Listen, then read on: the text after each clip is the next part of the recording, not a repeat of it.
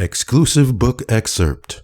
Rap legend Scarface reveals why he wanted to die in his new memoir, written April 13th, 2015 by Brad Scarface Jordan and Benjamin Meadows Ingram. Brad Scarface Jordan put Southern hip-hop on the radar as a member of the Ghetto Boys, a pioneering solo rapper and a Def Jam executive selling millions of albums.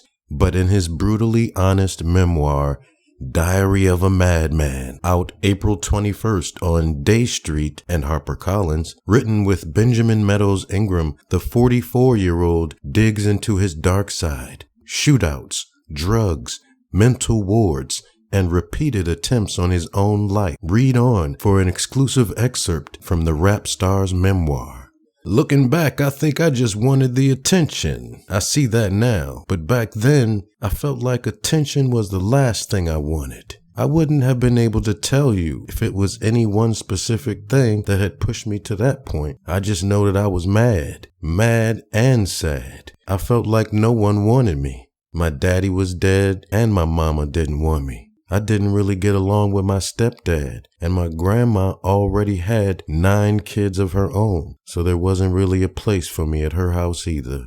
I felt like I couldn't do shit right, and the only way I could get any attention was by fucking up. No one would come watch me play football or check out my baseball games or any shit like that, but as soon as I popped some kid in the face or busted somebody's head open in class, everyone was there telling me I was fucked up for what I had done, trying to take away my privileges and shit like that. That was the attention I was getting for being a fuck up.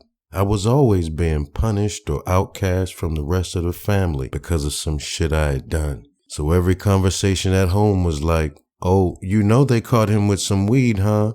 Or, "You know he was back there selling dope." Or, "You know he got an F on his report card."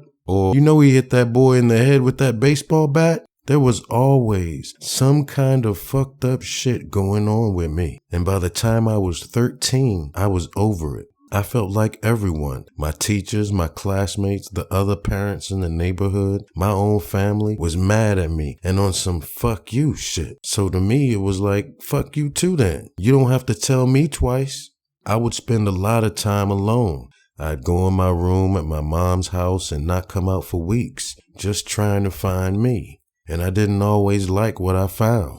I was raised with the idea that I was born dying, that with every breath you take, you get closer to your last. It's something I've always known. So my mentality, even back then, was always, what's the worst that could happen? That I could die or be killed? But I'm born dying, so death is inevitable. Why should I be scared of that?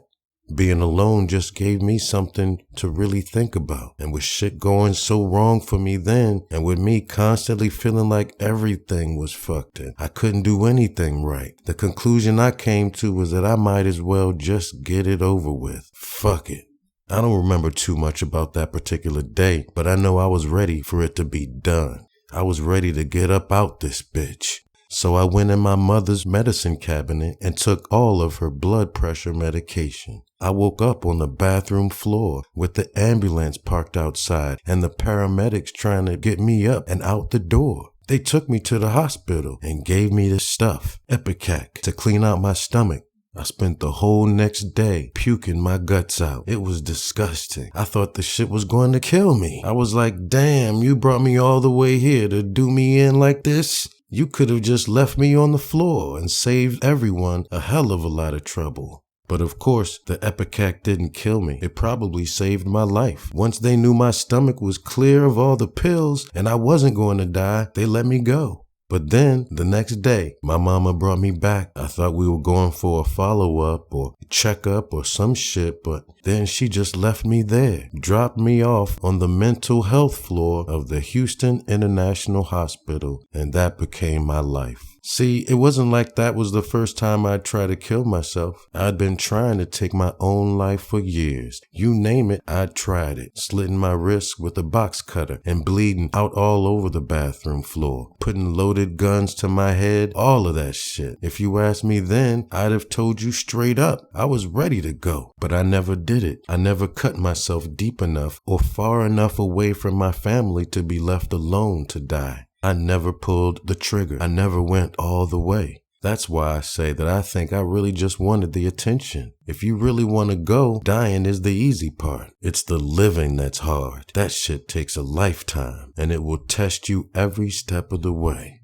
From the book Diary of a Madman, The Ghetto Boys, Life, Death, and the Roots of Southern Rap by Brad Scarface Jordan with Benjamin Meadows Ingram. Copyright 2015 by Let's Talk, LLC. Reprinted by permission of Day Street Books, an imprint of HarperCollins Publishers. This story originally appeared in the April 18th issue of Billboard in 2015. And this is MC's Voice. Thank you for listening. Thank you for subscribing.